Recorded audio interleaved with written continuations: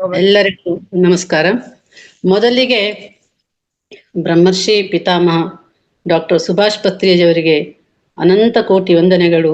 ಗುರುಮಾತೆ ಸ್ವರ್ಣಮಾಲಾ ಅಮ್ಮನ ಅವರಿಗೂ ಅನಂತ ಕೋಟಿ ವಂದನೆಗಳು. ಮಹಾವತಾರ ಬಾಬಾಜಿ, ಯೋಗಾನಂದ ಪರಮಹಂಸರು, ಹಾಗೆ ಪ್ರಕೃತಿ ಮಾತೆ, ನನ್ನ ತಂದೆ ತಾಯರಿಗೆ ಅನಂತಾನಂತ ವಂದನೆಗಳನ್ನು ಅರ್ಪಿಸುತ್ತಾ, ಮಹಾವತಾರ್ ಫೌಂಡೇಶನ್ ಸಂಸ್ಥಾಪಕರು ಹಾಗೂ ನಮ್ಮೆಲ್ಲರ ಪೂಜ್ಯ ಗುರುಗಳಾದ ರಂಗನಾಥ ಗುರುಗಳಿಗೆ ಅನಂತಾನಂತ ವಂದನೆಗಳನ್ನು ಅರ್ಪಿಸುತ್ತಾ, ಇಲ್ಲಿ ನೆರೆದಿರುವ ನನ್ನ ಎಲ್ಲಾ ಆತ್ಮ ಬಂಧುಗಳಿಗೂ ನಮನಗಳು. ಈ ದಿನ ನಾನು ತೆಗೆದುಕೊಂಡಿರುವಂತಹ ವಿಷಯ ಆಲೋಚನಾ ಶಕ್ತಿ.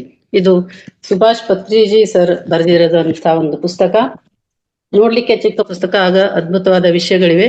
ಅದನ್ನು ನಾನು ಈಗ 45 ನಿಮಿಷದಲ್ಲಿ ಎಷ್ಟು ಸಾಧ್ಯವೋ ಅಷ್ಟು ನಾನು ತಿಳ್ಕೊಂಡಿದ್ದಷ್ಟನ್ನ ನಿಮಗೆ ಹೇಳುವ ಪ್ರಯತ್ನವನ್ನು ಮಾಡ್ತೇನೆ. ಪ್ರತಿಯೊಬ್ಬ ಮನುಷ್ಯನು ಅಂದ್ರೆ ನಮ್ಮ ಒಂದು ಭೂಮಿಯಲ್ಲಿ ಹುಟ್ಟಿದ ಪ್ರತಿಯೊಬ್ಬ ಜೀವಿಯು ಆಲೋಚನಾ ಜೀವಿ. ಹಾಗೆ ಪ್ರತಿಯೊಬ್ಬ ಜೀವಿಯು ಚೈತನ್ಯ ಜೀವಿ, ಪ್ರತಿಯೊಬ್ಬ ಜೀವಿಯು ಜ್ಞಾನ ಜೀವಿ. ಮಾಸ್ಟರ್ಸ್, ನಾವು ಎಷ್ಟೋ ಜನ್ಮದಿಂದ ಪುಣ್ಯ ಮಾಡಿ ಮನುಷ್ಯ ಜನ್ಮದಲ್ಲಿ ಬಂದಿರ್ತೀವಿ, ಪ್ರಾಣಿ ಪಕ್ಷಿಗಳ ತರ ಅಲ್ಲ. ಹಾಗಾಗಿ ನಾವು ಪ್ರತಿಯೊಬ್ಬರು ಆಲೋಚನಾ ಜೀವಿಯಾಗಿರ್ತೀವಿ, ಚೈತನ್ಯ ಜೀವಿಗಳಾಗಿರ್ತೀವಿ, ಹಾಗೆ ಪ್ರತಿಯೊಬ್ಬರು ಜ್ಞಾನ ಜೀವಿ ಕೂಡ ಆಗಿರ್ತೀವಿ. ಪ್ರತಿಯೊಂದು ಕಾರ್ಯವು ಅಂದ್ರೆ ನಾವು ಮಾಡುವಂತ ಪ್ರತಿಯೊಂದು ಘಟನೆ ಅಥವಾ ಕ್ರಿಯಾತ್ಮಕವಾಗಿರುತ್ತದೆ. ಅದು ಹೇಗೆ ಅಂದ್ರೆ ಮಾನವನು ಹೊಂದಿರುವ ಜ್ಞಾನದ ಮಟ್ಟ, ನಾವು ಎಷ್ಟು ಮಟ್ಟಿಗೆ ಜ್ಞಾನವನ್ನು ನಮ್ಮ ಹತ್ರ ಇದೆ, ಅಥವಾ ಸಾಮರ್ಥ್ಯ ನಮ್ಮ ಹತ್ರ ಎಷ್ಟು ಮಟ್ಟಿಗೆ ಸಾಮರ್ಥ್ಯ ಇದೆ, ಹಾಗೂ ಗುಣಮಟ್ಟವಾದ ಆಲೋಚನಾ ಶಕ್ತಿ, ನಾವು ಯಾವ ತರ ಆಲೋಚನೆಯನ್ನು ಮಾಡ್ತೀವಿ ಅದರ ಮೇಲೆ ಅವಲಂಬಿತವಾಗಿದೆ ನಮ್ಮ ಮುಂದಿನ ಕಾರ್ಯಗಳು ಏನು ಆಗತ್ತೆ ಅಂತ ಅನ್ನೋದು. ಮಾನವ ರಾಜ್ಯದ ಬಗ್ಗೆ ಮಾತನಾಡುವುದಾದ್ರೆ ಗುರುಗಳು ಹೇಳ್ತಾರೆ, ಮನುಷ್ಯನ ಆಲೋಚನಾ ಶಕ್ತಿ ಹಾಗೂ ಅದರ ಪಾತ್ರ ಬಹಳ ಅಪಾರವಾದುದು. ಪ್ರತಿಯೊಂದು ಮಾನವ ಈ ಮಹತ್ವವಾದ ಉದ್ದೇಶದ ವಿಜ್ಞಾನ ಹಾಗೂ ಅದಕ್ಕೆ ಸಂಬಂಧಿಸಿದಂತೆ ಅವಶ್ಯಕವಾದ ಪರಿಣಾಮಗಳನ್ನು ಅರಿತುಕೊಳ್ಳಬೇಕು. ಈ ಒಂದು ನಾವು ಮನುಷ್ಯರಾಗಿ ಹುಟ್ಟಿದ ಮೇಲೆ ಪ್ರತಿಯೊಬ್ಬರು ನಮ್ಮ ಆಲೋಚನಾ ಶಕ್ತಿಯ ಬಗ್ಗೆ ಹೆಚ್ಚು ಹೆಚ್ಚು ಗಮನ ಕೊಡಬೇಕು, ಯಾವ ತರ ಆಲೋಚನೆ ಮಾಡಬೇಕು ಅನ್ನೋದನ್ನ. ಯಾಕೆಂದ್ರೆ ನಾವು ಇಟ್ಕೊಂಡಿರುವಂತ ಉದ್ದೇಶ ಮುಂದೆ ಒಂದು ನಾವು ಆಗುವಂತ ಕಾರ್ಯ ಇದೆ ಇಲ್ಲ, ಮುಂದಿನ ಕಾರ್ಯಕ್ರಮದಲ್ಲಿ ಅದು ಪ್ರಕಟಗೊಳ್ಳುತ್ತದೆ. ನಾವು ಯಾವ ರೀತಿ ಆಲೋಚನೆ ಮಾಡ್ತೀವಿ. ಹಾಗೆ ಸರಳವಾಗಿ ಹೇಳುವುದಾದ್ರೆ, ನಾವು ಯಾವ ರೀತಿಯಲ್ಲಿ ಆಲೋಚನೆ ಮಾಡುತ್ತೇವೆಯೋ ಆ ರೀತಿಯಲ್ಲೇ ಆಗುತ್ತದೆ. ನಮ್ಮ ಅಭಿಪ್ರಾಯ ಹೇಗಿರುತ್ತದೆಯೋ ಅದೇ ರೀತಿಯಲ್ಲಿ ಪ್ರಕಟವಾಗುತ್ತದೆ. ನಾವು ಒಳ್ಳೇದ್ ಅನ್ಕೊಂಡ್ರೆ ಒಳ್ಳೇದೇ ಆಗುತ್ತದೆ, ಕೆಟ್ಟದ್ ಅನ್ಕೊಂಡ್ರೆ ಕೆಟ್ಟದಾಗುವುದು. ಹಾಗಾದ್ರೆ ಯಾವಾಗ್ಲೂ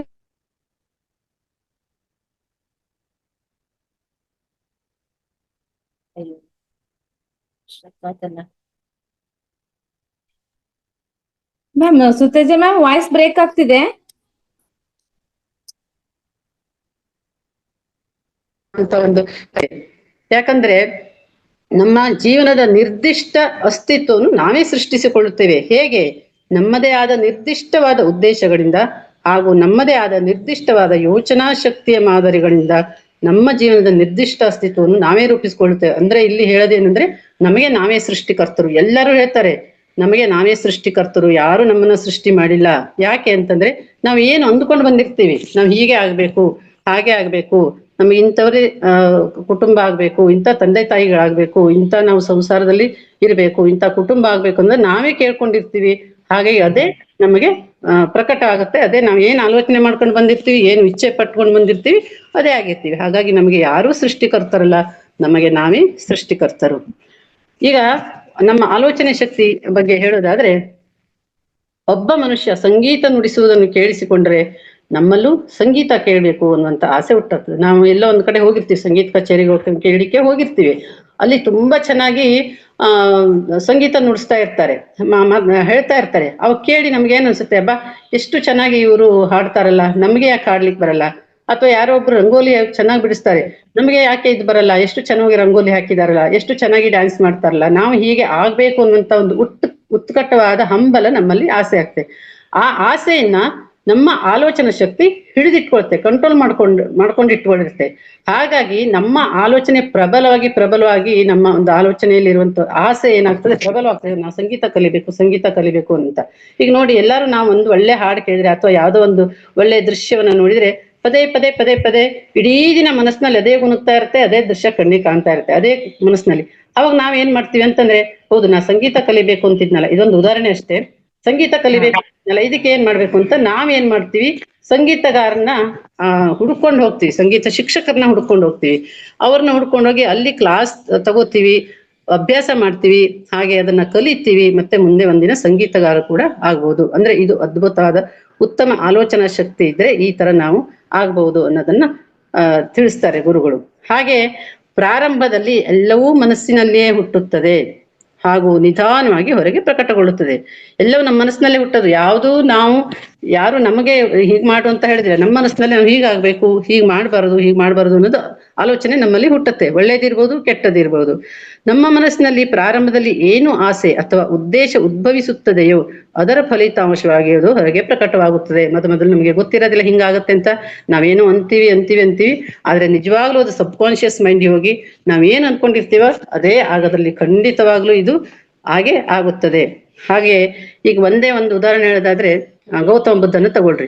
ಗೌತಮ ಬುದ್ಧರು ಏನ್ ಮಾಡಿದ್ರು? ಅವರು ಅರಮನೆಯಲ್ಲೇ ಇದ್ರೆ ನಿಜವಾಗ್ಲೂ ಬುದ್ಧತ್ವ ಅವ್ರಿಗೆ ಸಿಕ್ತಿಲ್ಲ, ಅಥವಾ ಅವ್ರು ಬುದ್ಧರ ಆಗ್ತಿರ್ಲಿಲ್ಲ. ಅವ್ರು ಏನ್ ಮಾಡಿದ್ರು, ಒಂದಿನ ಅರಮನೆಯಿಂದ ಹೊರಗಡೆ ಬಂದು ನೋಡಿದಾಗ ಅವರು ಕಂಡಂತ ಕೆಲವು ದೃಶ್ಯಗಳನ್ನ ನೋಡಿ ತುಂಬಾ ಬೇಸರ ಆಗ್ತದೆ.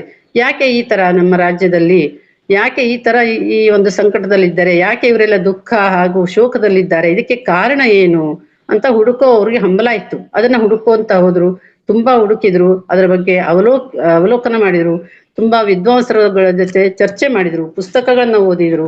ಅದೆಲ್ಲ ಆದ ನಂತರ ಅವರು ಬುದ್ಧತ್ವವನ್ನು ಪಡೆದ್ರು, ಅಂದ್ರೆ ಜ್ಞಾನೋದಯವನ್ನ ಪಡ್ಕೊಂಡ್ರು. ಅವ್ರ ಅರಮನೆಯಲ್ಲೇ ಇದ್ದಿದ್ರೆ ಅವರು ಬುದ್ಧರಾಗ್ಲಿಕ್ಕೆ ಆಗ್ತಿದ್ದಿಲ್ಲ. ಅವ್ರು ಹೇಳ್ತಾರೆ, ಸಾಧನೆ ಮಾಡಬೇಕೆಂದು ಹೊರಬಂದರು, ಸಾಧನೆ ಮಾಡಿದರು.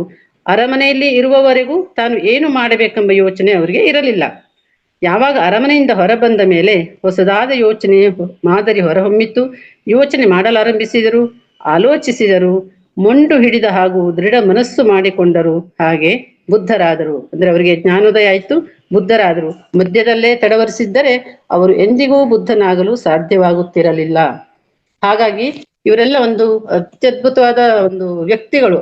ಅವರೆಲ್ಲ ಆಲೋಚನೆ ಶಕ್ತಿಗಳು ಇಂದಾಗೆ ಏನೇನೋ ಸಾಧನೆ ಮಾಡಿದ್ದಾರೆ. ಏನೇನು ಅಂದ್ರೆ ಅವ್ರು ಏನ್ ಅನ್ಕೊಂಡಿರ್ತಾರೋ ಆ ಸಾಧನೆಯನ್ನ ಅವರು ಮಾಡಿರ್ತಾರೆ.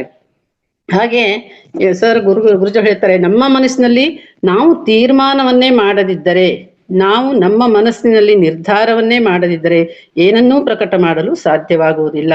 ಹಾಗಾಗಿ ನಾವು ಏನಾರು ಆಲೋಚನೆ ಮಾಡೋಕ್ಕಿಂತ ಮೊದಲು ಉತ್ತಮವಾದ ನಿರ್ಧಾರ ಕೂಡ ಇರ್ಬೇಕು. ಅಂದ್ರೆ ಈಗ ನಾವು ಒಬ್ರು ಆಟಗಾರರಾಗ್ತೀವಿ ಅಥವಾ ಕಲಾಕಾರರಾಗ್ತೀವಿ ಅಂತಂದ್ರೆ ಅದಕ್ಕೆ ಮೊದಲು ಉದ್ದೇಶ ಇಟ್ಕೊಂಡಿರ್ಬೇಕು. ಈಗ ಒಂದು ಗುರಿ ಇಟ್ಕೊಂಡಿರ್ಬೇಕು, ಹಿಂಗೆ ಆಗ್ತೀನಿ ಅಂತ. ಆಮೇಲೆ ಅದು ಆಲೋಚನೆ ಶಕ್ತಿಯಿಂದ ಹೊರಗೆ ಬರುತ್ತೆ. ಇಲ್ಲಾಂದ್ರೆ ನಾವು ನಿರ್ಧಾರನೇ ಮಾಡದಿದ್ರೆ ಹೇಗೆ ಆಗ್ಲಿಕ್ಕೆ ಸಾಧ್ಯ? ಸುಮ್ನೆ ಆಲೋಚನೆ ಮಾಡ್ತೀವಿ, ನಿರ್ಧಾರನೆ ಮಾಡಿಲ್ಲ ಅಂದ್ರೆ ಖಂಡಿತವಾಗ್ಲೂ ಅದು ಪ್ರಕಟವಾಗೋದಿಲ್ಲ, ಅಥವಾ ನಾವು ಅಂದುಕೊಂಡ ಕೆಲಸ ಆಗೋದಿಲ್ಲ ಅನ್ನುವಂತ ಮಾತನ್ನ ಇಲ್ಲಿ ಹೇಳ್ತಾರೆ.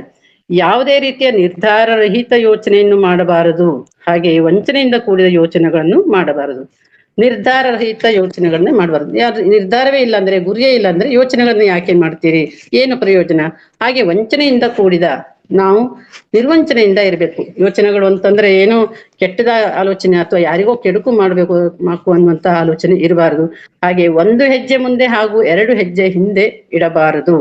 1 ಹೆಜ್ಜೆ ಮುಂದಿಟ್ಟು 2 ಹೆಜ್ಜೆ ಹಿಂದೆ ಇಡುದು, ಅದು ಏನು ನಾವು ಅಂದುಕೊಂಡ ಕೆಲಸ ಆಗೋದಿಲ್ಲ. ಹಾಗೆ ಮುಂದೆ ಹೆಜ್ಜೆ ಮುಂದೆ ಇಡ್ತಾ ಹೋಗ್ಬೇಕು. ಅಂದ್ರೆ ಮಾತ್ರ ನಾವು ಅಂದುಕೊಂಡಿದ್ದನ್ನ ಜಯಿಸ್ಲಿಕ್ಕೆ ಸಾಧ್ಯ ಅಂತ ನಾವು ಇಲ್ಲಿ ಅರ್ಥ ಮಾಡ್ಕೋಬಹುದು. ಹಾಗೆ ನಮ್ಮ ಆಲೋಚನಾ ಕ್ರಮ, ನಮ್ಮ ಯೋಚನಾ ಕ್ರಮ ಹಾಗೂ ನಿರ್ಧಾರ ಕ್ರಮಗಳಲ್ಲಿ ಪೂರ್ತಿಯಾಗಿ ಸ್ಪಷ್ಟತೆ ಹಾಗೂ ನೇರವಾಗಿ ಇರಬೇಕು. ನಾವು ಸುಮ್ಮನೆ ಯೋಚನೆಯನ್ನು ಮಾಡಿದ್ರೆ ಅಥವಾ ಆಲೋಚನೆಯನ್ನು ಮಾಡಿದ್ರೆ ಆಗಲ್ಲ, ಸ್ಪಷ್ಟತೆ ಇರಬೇಕು. ಅದರಲ್ಲಿ ನಾವು ಏನ್ ಮಾಡ್ತೀವಿ ಅನ್ನೋದೊಂದು ಸ್ಪಷ್ಟತೆ ಇರಬೇಕು ಹಾಗೂ ನೇರವಾಗಿರ್ಬೇಕು. ಹೀಗ್ ಮಾಡ್ಬಹುದಾ, ಹೀಗ್ ಮಾಡ್ಬಾರ್ದಾ, ಅಥವಾ ನಮಗೆ ನಾವು ಮಾಡ್ತೀನೋ ಇಲ್ವಾ, ಈ ತರ ಒಂದು ಅಸ್ಪಷ್ಟತೆ ಇರಬಾರ್ದು, ಹಾಗೂ ಅದು ನೇರವಾಗಿ ಇರಬೇಕು ಅನ್ನೋದನ್ನ ಹೇಳ್ತಾರೆ. ನಾವು ಯಾವುದನ್ನಾದರೂ ಅಪೇಕ್ಷಿಸಿದರೆ ಅದನ್ನು ಪಡೆಯಲು ನಮ್ಮ ಹೃದಯ ಪೂರ್ವಕವಾಗಿ ಅದರ ಕಡೆ ಸಾಗಬೇಕು. ನಾವು ಯಾವುದೇ ಕೆಲಸ ಮಾಡ್ಬೇಕು ಅಂದ್ಕೊಂಡ್ರೆ ಮನಸ್ಸು ತುಂಬಿ, ಹೃದಯ ತುಂಬಿ ಆ ಕೆಲಸವನ್ನ ಮಾಡ್ಬೇಕು. ಸುಮ್ಮನೆ ಮನಸ್ಸಿಲ್ಲದ ಮನಸ್ಸಿನಿಂದ ಮಾಡ್ತಾರೆ ಅಂತ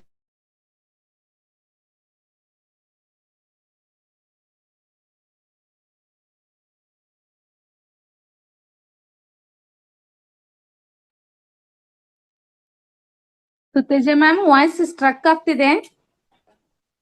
ಪಾತ್ರ ವಹಿಸುತ್ತೆ. ಬುದ್ಧನು ಇದೇ ಸತ್ಯವನ್ನು ಹೇಳಿದ್ದಾರೆ, ಕೃಷ್ಣನು ಇದೇ ಸತ್ಯವನ್ನು ಹೇಳಿದ್ದಾರೆ, ಹಾಗೂ ಮೊಹಮ್ಮದರು ಕೂಡ ಇದೇ ಸತ್ಯವನ್ನು ಹೇಳಿದ್ದಾರೆ. ಅಂದ್ರೆ ನಾವು ಯಶಸ್ಸು ಕೂಡ ಒಂದು ಆಲೋಚನಾ ಶಕ್ತಿಯ ಮೇಲೆ ಅವಲಂಬಿತವಾಗಿದೆ ಅನ್ನುವಂಥ ಸತ್ಯವನ್ನು ಹೇಳಿದ್ದಾರೆ. ಆದರೆ ಇಲ್ಲಿ ಏನಾಗಿದೆ ಅಂದ್ರೆ ನಾವು ಈ ಭಾವನೆಯಲ್ಲಿ ಆಸಕ್ತರಾಗಿಲ್ಲ. ನಾವು ಅಂದುಕೋಬೇಕು, ನಾವು ಹಿಂಗ್ ಮಾಡ್ಬೇಕು ಅಂತ ಹೇಳ್ತೀವೋ ಅದು ಆಗ್ತಾ ಇಲ್ಲ. ಯಾಕೆಂದ್ರೆ ನಾವು ಭಾವನೆಯಲ್ಲಿ ಜೀವಿಸುತ್ತಿಲ್ಲ, ಅದನ್ನು ಅಭ್ಯಾಸ ಮಾಡ್ತಾ ಇಲ್ಲ. ನಮ್ಮ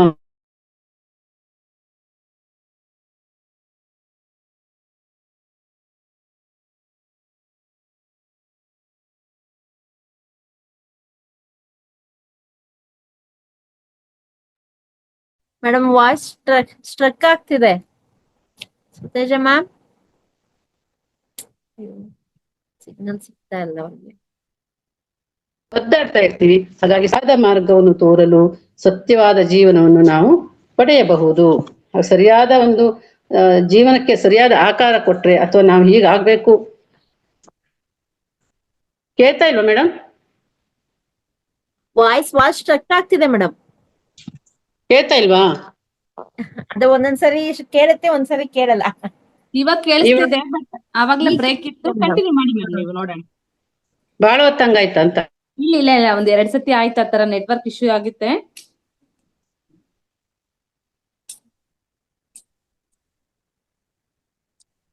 ಎಸ್ ಮ್ಯಾಮ್, ಕಂಟಿನ್ಯೂ ಮಾಡಿ ಮ್ಯಾಮ್. ಸರಿಯಾಗಿ ಕೇಳ್ತಾ ಇಲ್ಲ ಮೇಡಮ್, ವಾಯ್ಸ್ ಬ್ರೇಕ್ ಆಗ್ತಾ ಇದೆ. ಇಲ್ಲ, ಸ್ವಲ್ಪ ಅಲ್ಲಿ ಮಳೆ ಅಂತೆ ಸ್ವಲ್ಪ ಜಾಸ್ತಿ, ಹಂಗಾಗಿ ನೆಟ್ವರ್ಕ್ ಇಶ್ಯೂ ಇದೆ ಸರ್. ಆಯ್ತು ಮೇಡಮ್, ಆಯ್ತು ಮೇಡಮ್. Yes sir. ಏನು ಯೋಚಿಸುತ್ತೇವೆಯೋ ಹಾಗೇ ಆಗುತ್ತೇವೆ. ಕೇಳ್ತಾ ಇಲ್ವಾ? ಕೇಳಿಸ್ತಿದೆ ಮ್ಯಾಮ್. ನಾವೇ ನಮ್ಮ ಸೃಷ್ಟಿಕರ್ತರು. ನಾವು ಹೇಗೆ ಯೋಚಿಸುತ್ತೇಯೋ ಹಾಗೇ ಆಗುತ್ತೇವೆ. ಹಾಗೂ ನಾವು ಯಾರಿಂದನೂ ಸೃಷ್ಟಿಸಲ್ಪಟ್ಟಿಲ್ಲ. ಅದಕ್ಕಾಗಿ ಹೇಳ್ತಾರೆ, ನಮಗೆ ನಾವೇ ಸೃಷ್ಟಿಕರ್ತರು, ನಮ್ಮನ್ನ ನಾವೇ ಸೃಷ್ಟಿ ಮಾಡ್ಕೊಂಡಿದ್ದೇವೆ ಅಂತ ಹೇಳ್ತಾರೆ. ಈಗ ನೋಡಿ, ನಾವು ತಂದೆ ತಾಯಿರಾಗ್ಬೇಕು ಅಂತ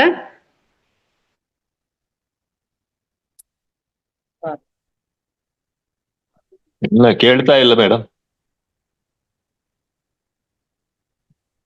ವಾಯ್ಸ್ ಬ್ರೇಕ್ ಆಗಿದೆ.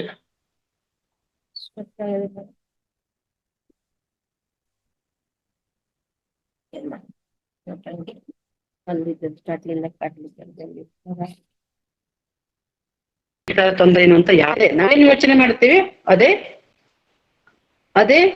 ಆಗುತ್ತದೆ. ನಾವು ಏನು ಇಚ್ಛಿಸ್ತೇವೆಯೋ ಅದೇ ಆಗುತ್ತದೆ. ಈಗ ನಾವು ವೈದ್ಯರಾಗ್ಬೇಕು ಅಂತ ಅನ್ಕೊಂಡ್ರೆ ವೈದ್ಯರೇ ಆಗ್ತೀವಿ.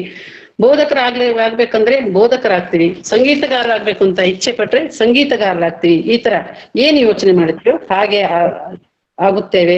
ಏನನ್ನು ಇಚ್ಛಿಸುತ್ತೇವೆಯೋ ಅದನ್ನೇ ನಿರ್ಧರಿಸುತ್ತೇವೆ. ನಾವು ಏನ್ ಮಾಡ್ಬೇಕು ಅಂತ ನಮ್ಮ ಆಸೆ ಇರುತ್ತೋ ಅದನ್ನೇ ನಿರ್ಧಾರ ಮಾಡ್ತೇವೆ. ಹಾಗಾಗಿ ನಾವು ಏನನ್ನೂ ನಿರ್ಧರಿಸದಿದ್ದರೆ ಏನನ್ನು ಪ್ರಕಟ ಮಾಡಲು ಸಾಧ್ಯವಿಲ್ಲ, ಏನನ್ನು ಸಾಧಿಸಲು ಕೂಡ ಸಾಧ್ಯವಾಗುವುದಿಲ್ಲ ಅಂತ ಇಲ್ಲಿ ಗುರುಗಳು ಹೇಳ್ತಾರೆ. ಹಾಗಾಗಿ ನಮ್ಮ ಜೀವನದಲ್ಲಿ ಏಳು ಬೀಳುಗಳು ಸಹ ನಮ್ಮ ಆಲೋಚನಾ ಶಕ್ತಿಯಿಂದಲೇ. ನಾವು ಮೇಲಕ್ಕೆ ಹೋಗ್ಬೋದು ಅಥವಾ ಕೆಳಕ್ಕೆ ಬೀಳ್ಬೋದು, ಅದೆಲ್ಲವೂ ಕೂಡ ಆಲೋಚನಾ ಶಕ್ತಿಯಿಂದಲೇ ಅಂತ ಹೇಳ್ತೇವೆ. ಈಗ ನಮ್ಮ ಶಕ್ತಿಯುತವಾದ ಆಲೋಚನೆ ಅಥವಾ ಇಚ್ಛೆಗಳಿದ್ರೆ ನಾವು ಮೇಲೆ ಹೇಳ್ತೇವೆ. ನಮ್ಮ ಆಲೋಚನಾ ಶಕ್ತಿಯುತವಾಗಿದ್ರೆ ಬಲವಾಗಿದ್ರೆ ಅದು ನಾವು ಮೇಲೆ ಏರ್ತೇವೆ. ಅಥವಾ ಇಚ್ಛಾಶಕ್ತಿ ದೌರ್ಬಲ್ಯವಾಗಿದ್ರೆ ಅಥವಾ ಇಚ್ಛಾಶಕ್ತಿಯ ಕೊರತೆ ಇದ್ರೆ ನಾವು ಖಂಡಿತವಾಗಲೂ ಕೆಳಗಡೆ ಇಳಿತೇವೆ. ನಾವ್ ಏನ್ ಅನ್ಕೊಂಡಿದೀವೋ ಅದನ್ನ ಸಾಧಿಸ್ಲಿಕ್ಕೆ ಸಾಧ್ಯ ಆಗೋದಿಲ್ಲ ಅಂತ ನಮ್ಮ ಗುರೂಜಿಯವರು ಇದನ್ನ ಹೇಳ್ತಾ ಇದ್ದಾರೆ. ಇನ್ನು ಆಲೋಚನಾ ಶಕ್ತಿಯಲ್ಲಿ ಪ್ರಮುಖವಾಗಿ 4 ವಿಧಗಳು, 4 ವಿಂಗಡಣೆ ಮಾಡಿದ್ದಾರೆ ಇದರಲ್ಲಿ. ಮೊದಲನೇದೇನು? ಘೋರವಾದ ಆಲೋಚನಾ ಶಕ್ತಿ. ಎರಡನೇದು ನಕಾರಾತ್ಮಕ ಆಲೋಚನಾ ಶಕ್ತಿ. ಮೂರನೇದು ನಿಶ್ಚಿತವಾದ ಆಲೋಚನಾ ಶಕ್ತಿ. ಹಾಗೆ 4ನೇದು ಅದ್ಭುತವಾದ ಆಲೋಚನಾ ಶಕ್ತಿ. ಹಾಗಾದ್ರೆ ಘೋರವಾದ ಆಲೋಚನಾ ಶಕ್ತಿ ಅಂದ್ರೆ ಏನು? ನಮ್ಮ ಯೋಚನೆಗಳು ಘೋರವಾಗಿದ್ದರೆ, ಘೋರ ಅಂದ್ರೆ ಘನಘೋರ ಅಂತಲ್ಲ, ಅದು ಒಳ್ಳೇದಲ್ಲ, ಅತಿ ಕೆಟ್ಟ ಒಂದು ಯೋಚನೆ ಅಂತ ಹೇಳ್ಬೋದು ನಾವು. ಉದಾಹರಣೆಗೆ ನಾವು ಮೊದಲನೇ ಸಲ ಕಾರ್ ಓಡಿಸ್ತಾ ಇದೀವಿ ಅಥವಾ ಬೈಕ್ ಓಡಿಸ್ತಾ ಇದೀವಿ ಅಂದ್ರೆ ಮನಸ್ಸಲ್ಲಿ ಅನ್ಕೊಂತೀವಿ, ಅಯ್ಯೋ ನಾ ಮೊದಲನೇ ಸಲ ಓಡಿಸ್ತಾ ಇದೀನಿ, ಆಕ್ಸಿಡೆಂಟ್ ಆಗ್ಬಿಡತ್ತೇನೋ, ಅಥವಾ ನಾ ಏನಾದ್ರು ಆಕ್ಸಿಡೆಂಟ್ ಮಾಡ್ಬಿಡ್ತೀನೇನೋ, ಅಥವಾ ಏನಾದ್ರು ಬಿದ್ದು ಬಿಡ್ತೀನೇನೋ. ಮೇಡಮ್ ಯಾರೋ ಮಾತಾಡ್ತಿದ್ದಾರೆ, ಕೇಳಿಸ್ತಾ ಇದೆ ಮೇಡಮ್? ಕೇಳಿಸ್ತಿದೆ ಮ್ಯಾಮ್. ಯಾರ್ದು ಸೌಂಡ್ ಕೇಳ್ತಾ ಇದೆ? ಇಲ್ಲ, ಆದಷ್ಟು ಮ್ಯೂಟ್ ಮಾಡ್ತಾ ಇದ್ದೀನಿ ಮಾಸ್ಟರ್ಸ್ ನ. ಎಸ್ ಮ್ಯಾಮ್, ಕಂಟಿನ್ಯೂ ಮಾಡಿ. ಓಕೆ. ಹಾಗಾಗಿ ಘೋರವಾದ ಆಲೋಚನೆಗಳು ಅಂದ್ರೆ ಹೇಳಿದ್ವಲ್ಲ, ನಾವು ಆಕ್ಸಿಡೆಂಟ್ ಆಗ್ಬಿಡುತ್ತದೆ ನನಗೆ, ಅಥವಾ ನಾನು ಯಾರಿಗೋ ಆಕ್ಸಿಡೆಂಟ್ ಮಾಡ್ಬಿಡ್ತೀನಿ, ನಾನು ಟ್ರಾಫಿಕ್ ನಲ್ಲಿ ಹೋಗುವಾಗ ಗಾಡಿಯಿಂದ ಬಿದ್ದು ಬಿಡ್ತೀನಿ, ಅಥವಾ ನಂಗೆ ಇನ್ನೇನೋ ಆಗ್ಬಿಡತ್ತೆ ಅಂತ ಈ ತರ ಕೆಟ್ಟ ಕೆಟ್ಟ ಆಲೋಚನೆಗಳು ಅವಶ್ಯಕತೆನೇ ಇಲ್ಲ ಅಂತ ಆಲೋಚನೆಗಳು ಮಾಡಿದ್ರೆ ಖಂಡಿತವಾಗ್ಲೂ ಹಾಗೇ ಆಗ್ತದೆ. ನಾವ್ ಏನು ಕೆಟ್ಟ ಆಲೋಚನೆ ಮಾಡಿದ್ರೆ ಅದೇ ಆಗ್ತದೆ. ಹಾಗಾಗಿ ನಾವು ಏನೇ ಆದ್ರೂ ಬೀಳಬಾರ್ದು ಎಂಬ ಭರವಸೆ ನಮಗಿದ್ರೆ ನಾವು ಬೀಳೋದಿಲ್ಲ. ಹಾಗಾಗಿ ಈ ತರ ಕೆಟ್ಟ ಆಲೋಚನೆಗಳನ್ನ ಮಾಡಬಾರ್ದು. ಯಾಕೆಂದ್ರೆ ನಮ್ಮ ಚಿತ್ತ ಯಾವಾಗ್ಲೂ ಪ್ರಾರಂಭದಲ್ಲಿ ಸೋಲನ್ನೇ ಅನುಭವಿಸ್ತಾ ಇರುತ್ತೆ. ನಾವು ಏನು ನಮಗೆ ಈಗ ಹೇಳ್ತಾರೆ ದೊಡ್ಡವರೆಲ್ಲ ಮೊದ್ಲು ಹೇಳ್ತಾರೆ, ಸೋಲೇ ಗೆಲುವಿನ ಸೋಪಾನ. ಮೊದ್ಲು ಹಂಗೆ ಸೋಲಾಗುತ್ತೆ, ಆಮೇಲೆ ಸರಿ ಹೋಗುತ್ತೆ. ಮೊದ್ಲು ಕೆಟ್ಟ ಮೇಲೆ ಬುದ್ಧಿ ಬಂತು ಅಂತಾರಲ್ಲ, ಅಂತ ಮಾತೆಲ್ಲ ಹೇಳ್ತಾರೆ. ಅದು ನಮ್ಮ ಮನಸ್ಸಿನಲ್ಲಿ ಇದ್ಬಿಡ್ತೆ, ಒಳ್ಳೇದಾಗೋದಿಲ್ಲ ನಮ್ಗೆ, ನಾವು ಫಸ್ಟ್ ಟೈಮು ಆಮೇಲೆ ಸರಿ ಹೋಗೋದು ಅಂತ. ಈ ತರ ಎಲ್ಲ ಮನಸ್ಸಿನಲ್ಲಿ ಇದ್ದು ಹಾಗೆ ಆಗ್ಬಿಡತ್ತೆ. ಹಾಗಾಗಿ ಅದಕ್ಕೆ ನಾವು ಸಂಮೋಹಿತರಾಗ್ಬೇಕು, ಸಂಮೋಹಿತರ ವಶೀ ಆಗ್ಬಿಡ್ತೀವಿ ಅವ್ರು ಹೇಳಿದ ಮಾತುಗಳಿಗೆ. ಭಗವಂತ ಅನಾಹುತಗಳನ್ನು ನಮ್ಮ ಹಣೆ ಬರಹದಲ್ಲಿ ಬರದಿಲ್ಲ, ಅವುಗಳನ್ನು ನಾವೇ ಸೃಷ್ಟಿಸಿದ್ದೇವೆ. ಏನಾರು ಅನಾಹುತ ಆದ್ರೆ ನಾವೇನಂತೀವಿ, ಈ ಘೋರವಾದ ಆಲೋಚನೆ ಮಾಡಿದ ಅನಾಹುತ ಆದ್ರೆ, ಅಯ್ಯೋ ದೇವ್ರು ನನ್ನ ಹಣೆಲಿ ಹಿಂಗೆ ಬರೆದಿದ್ದೇನು, ನನ್ನ ಹಣೆ ಬರಾನಿ ಹಿಂಗೆ, ಆ ದೇವ್ರು ಯಾಕಾರು ಹಿಂಗ್ ಮಾಡ್ದ ನಾನು ಅಂತ ಹೇಳ್ತಾರೆ.